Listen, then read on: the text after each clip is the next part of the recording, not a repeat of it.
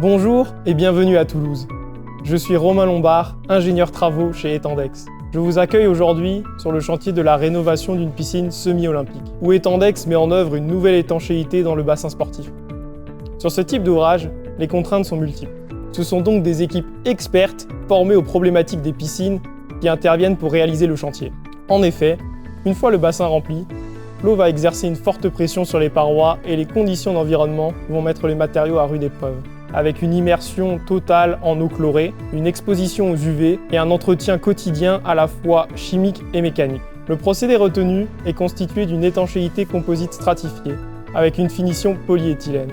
Il s'agit d'une toute nouvelle formulation, unique sur le marché, qui vise à garantir une excellente durabilité du revêtement dans le temps. Sur ce chantier, nous avons pu conserver le carrelage existant qui était adhérent au support.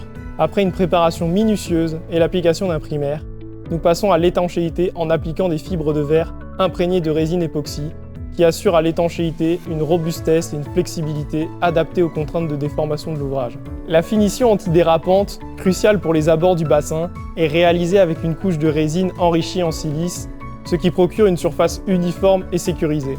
Cette solution a une autre particularité, elle est 100% mécanisée. La mécanisation permet une maîtrise des consommations de produits via un plan de maillage. Cela garantit une uniformité du procédé, des épaisseurs et des propriétés techniques du revêtement en tout point. Une fois la finition terminée, la remise en service peut être quasi instantanée, après seulement 1 heure de séchage.